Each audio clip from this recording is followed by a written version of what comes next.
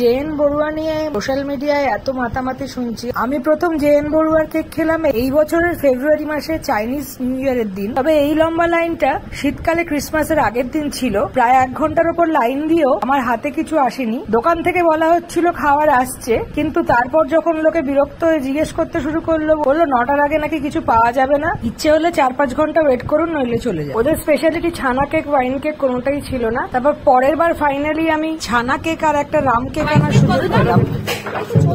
440 টাকা ওয়াইন কেকের দাম শুনে আমিও একটু চমকে গিয়েছিলাম এই ভদ্রমহিলার মতো।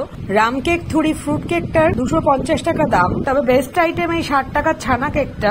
দেশি বিদেশির মেলবন্ধন, অনেকটা উড়িষ্যার ছানা পোড়া, তার সঙ্গে পুডিং, দুটোর মেলানো টেস্ট, আর তার মধ্যে ড্রাই ফ্রুটস, পেঠার টেস্ট আর ক্রাঞ্চ সব মিলিয়ে বেশ দারুণ লাগছিল। ছানা কেকটা মাস্ট ইট, রেকমেন্ডেড। পরে পোড়া পোড়া চিনিগুলো জাস্ট ফাটাফাটি। ফ্রুট কেকটা ভালোই ছিল, দাম অনুযায়ীও ঠিকঠাক, তবে একটু ক্রিস্পি ব্যাপারটা ছিল না, কাটতে গিয়ে গুঁড়ো গুঁড়ো হয়ে যাচ্ছিল।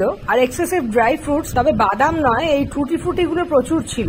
আর পেঠাও ছিল। এদেরই টেস্টটা বেশি ডমিনেট করছিল, কেকের টেস্টটা ফিল করা যাচ্ছিল না। ক্রিসমাসের আগের দিন এখানে আর নাউমসে ফেলিওর হয়ে নিউ মার্কেটের ছোট্ট দোকান থেকে ভয় ভয় 60 টাকার একটা ছোট্ট কেক কিনেছিলাম, কিন্তু সেটা অসাধারণ খেতে ছিল। আমি নিজেও অবাক হয়ে গেছি। Please subscribe.